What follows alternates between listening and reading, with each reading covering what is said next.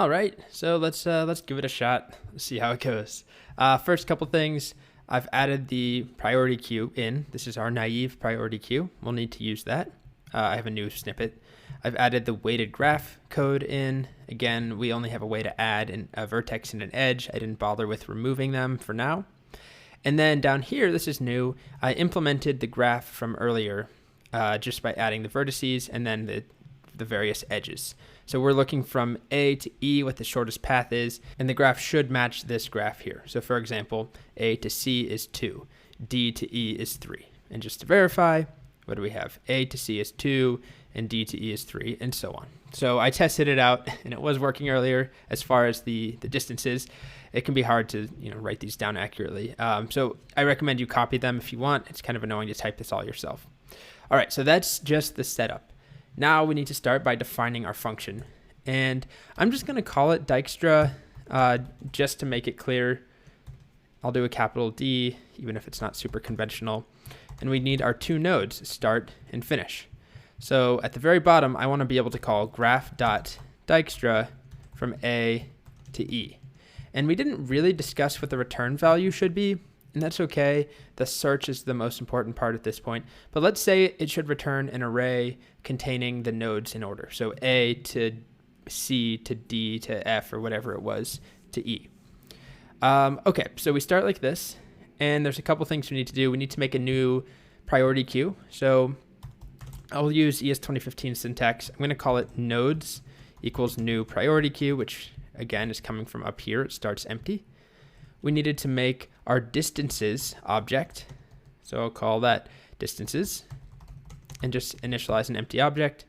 We need our previous object, which is just, again, another object representing where we store. For C, the quickest path to C was through A, or for E, the fastest way was through F, and so on.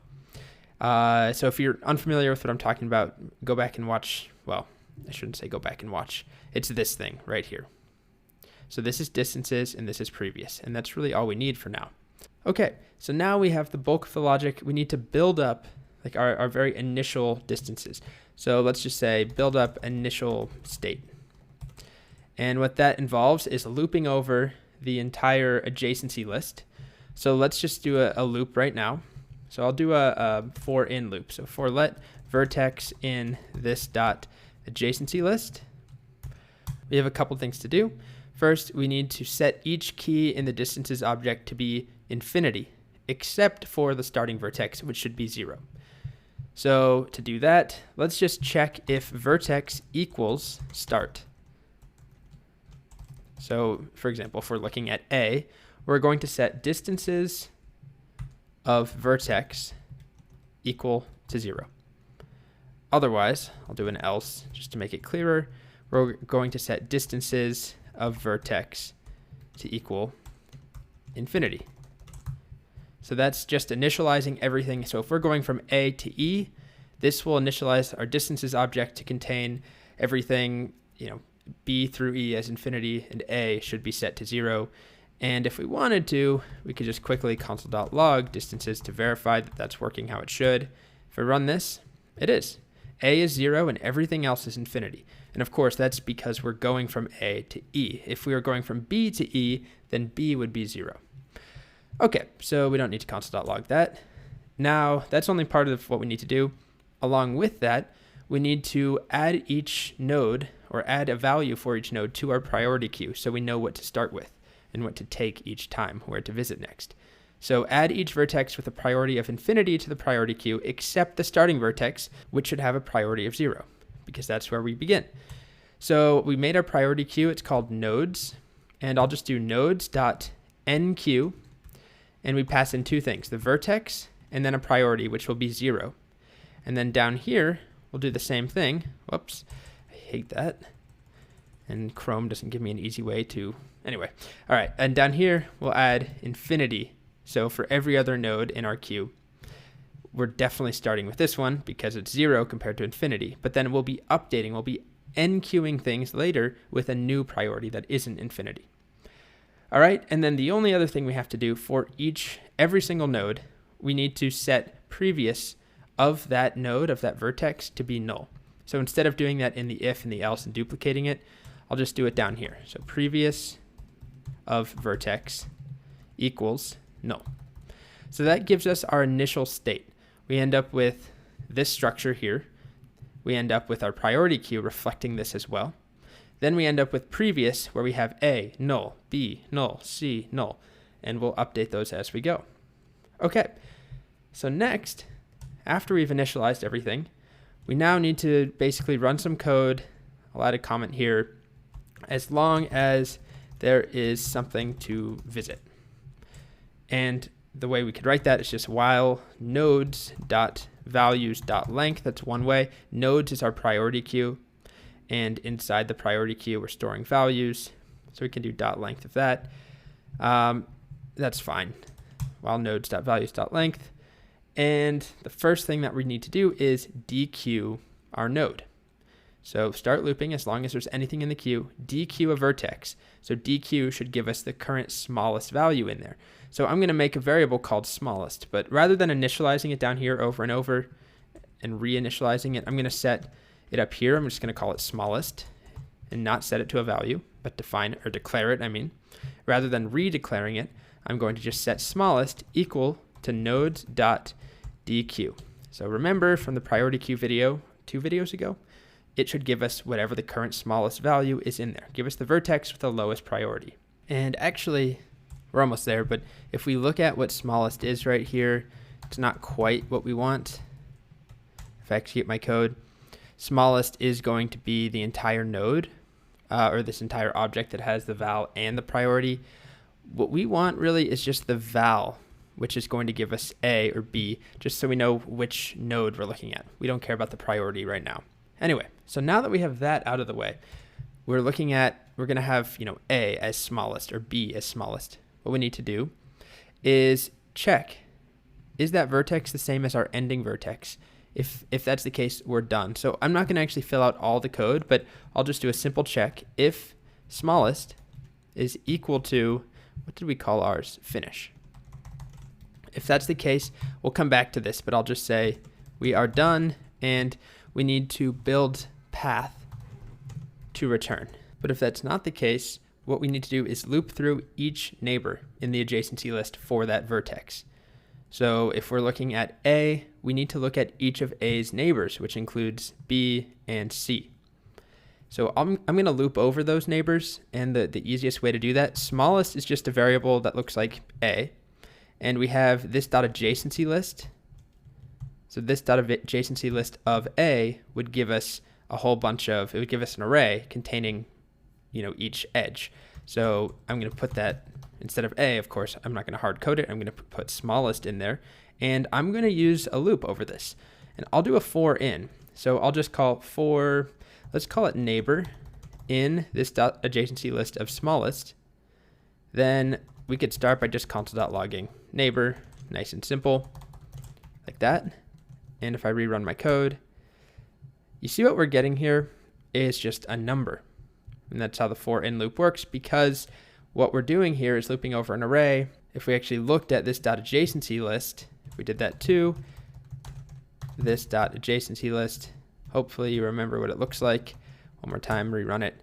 This is what we're looking at. So when we loop over A's neighbors, we're just looping over 0 and 1. What we want to do from there is take that number to figure out the actual edge. So I'm going to make another variable called, let's just call it next node. We could call it neighbor node or something, equals this .adjacency list of smallest of neighbor. And neighbor is just a number. So now if we console.log next node, this will actually give us what we're looking for. This is each neighboring node. So now that we have each neighboring node each time through, we need to go and calculate. So I'll add a comment here that just is basically like find neighboring node. Calculate new distance to neighboring node. So let's say that we're looking at D currently as neighboring node. We need to calculate the distance. How do we get to D? Well, we would consult previous. The shortest path to D is through C. And so we look at what C currently has stored, and then we add 2. So I know it's kind of difficult to explain without just showing you. So what we would do, it's not guaranteed that this is going to be smaller. So I'm going to make a variable called, I don't know, candidate. And we're going to take our distances of smallest. So smallest is whatever the actual node we're visiting is. And then we're going to add next node dot weight. Let's say we're just starting out. We picked A, which is our vertex. It's the only thing to start with. It's the minimum item. And we look at its neighbor, B. All right. So what we're going to do is take the weight of B from A to B. That edge gives us 4. So we take 4 and we add it to whatever we have stored for A, which is 0. So that one's easy. And we put that under B. But now let's say we fast forward a bit and we're looking at, let's say, keep going. When we get to, we get to B here. All right, so we start with B. B is our neighbor, and we look at B to E. Well, what do we currently have stored for B is 4. That represents the shortest distance from A to B that we know about, and we add that to the distance from B to E, which is 3, and that gives us 7. So that's what we're going to do. Candidate equals the current distance for our node plus the distance to the neighbor. So this distance's smallest would be like the 4. And then the neighbor value is this edge we're adding in. So this is going to be a hopefully smaller, but definitely not always. This is now what we need to compare. Is this smaller than what we currently have stored for the neighbor?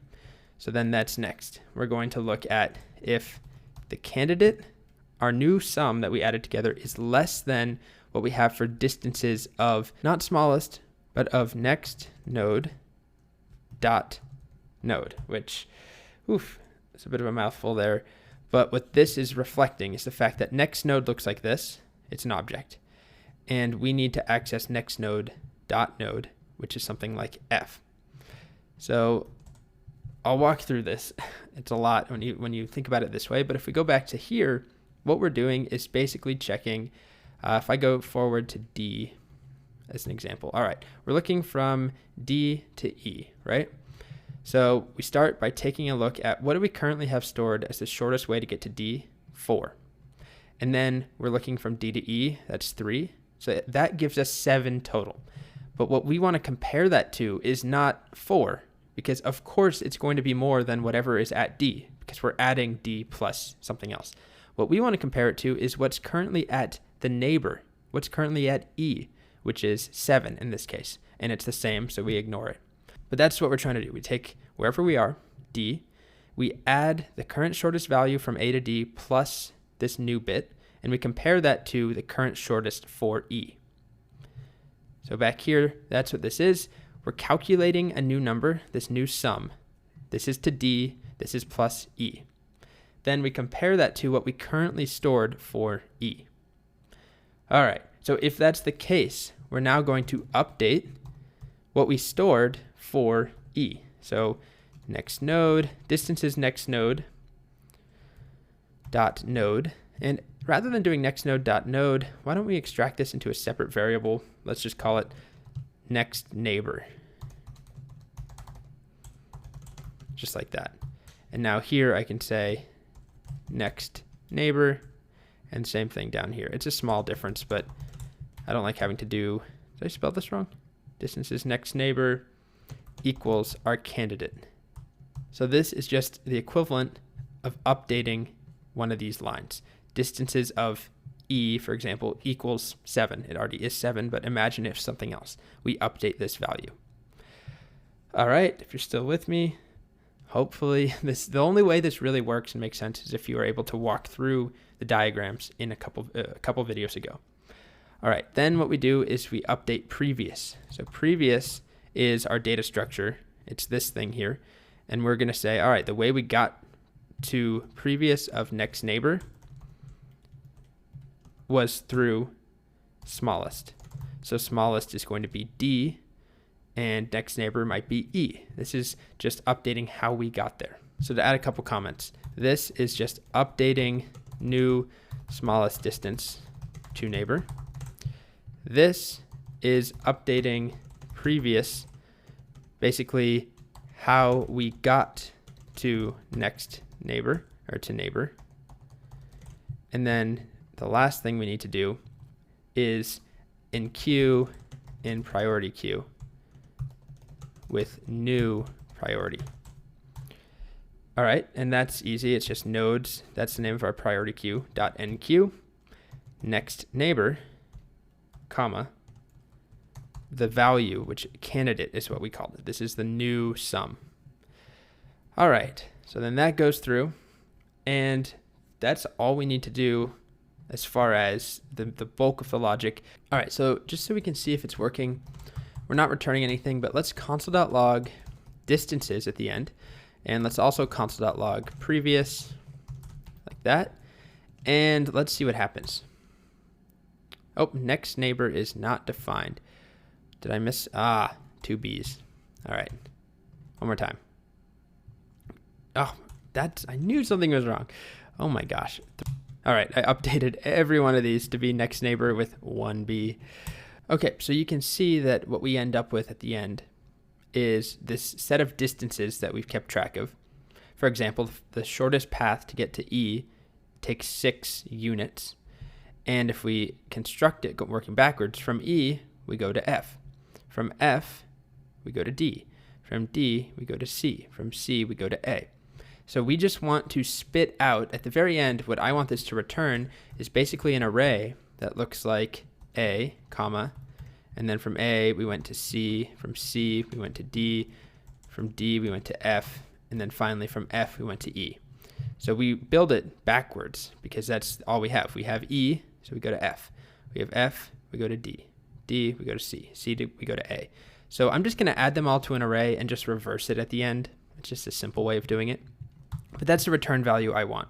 So to make that array, that path at the very end, I'm going to come up here and just make a variable called path and set it to be an empty array. So I'll just say to return at end. Okay. Then down here, when we actually find what we're looking for, when we're done, to build up that path to return at the end, I'm going to start. We need to use previous, right? That's what this structure is. And we basically need to loop. So we need to keep looping from E to look at F, and then from F to look at D, and where do we stop? Well, eventually we get D to C, C to A, and then we look at A, and it's null. So we can do a while loop, and this is sort of like traversing any sort of list, even though it's technically an object, but it's this linear path. So I'm going to do while previous of smallest, and I'm going to update what smallest is as we go. So I'm going to do path.push smallest, and then I'm going to say smallest is now equal to previous of smallest.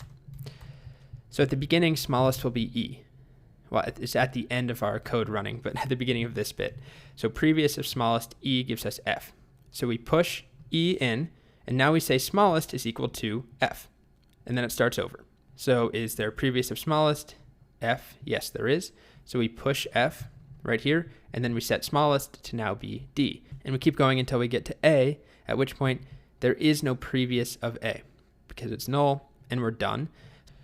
Now what we need to do is I'm going to add a break here so that we don't keep looping. I want to stop this loop because even though we found what we're looking for, this loop keeps going while there are nodes in the priority queue. And of course there are more nodes in there. Well, it's not, of course, it's possible that it's the last thing we look at, but it's likely that there's stuff in there. So we're going to break out.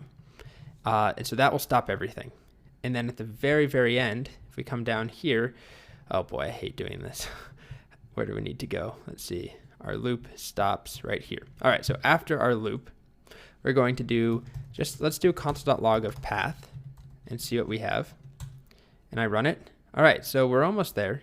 The only thing is that we need to also reverse it. So to reverse it, and we want to add in A because A is not in here. So to get A in there, which is our beginning, we want A, C, D, F, E. It's pretty simple to fix. We can just do return path dot, I'm going to concat A in there, which is smallest, dot reverse. And if I run my code now, there we go. A, C, D, F to E. And if we tried changing it, instead of A to E, what's the shortest path to get from A to C? Well, that one's easy. We go from A to C. How about to F? A, C, D, F. How about to, I think they're all pretty simple at this point. They're all along the same lines, A, C, and D. And we are done. Now, this is a lot of stuff, and the code is quite intimidating if you are unable to go through and process the slides and kind of walk through step by step. If you're just trying to learn it by looking at this, it's really difficult.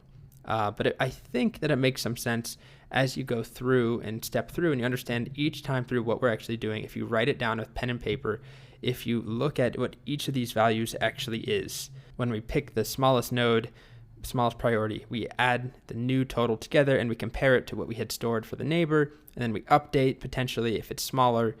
There's a lot going on, but if you're able to do that with pen and paper, then this should be easy enough. Well, not easy enough. It should be doable. Either way, this is Dijkstra's, and this is our unoptimized version where we're using a priority queue, which is not, well, this priority queue is not ideal because it's not implemented with a binary heap. It's a bit slow because we're sorting the entire array every single time. If we use a binary heap, it's faster, remember from that section. So next up, we will fix this up just to make it a little bit quicker.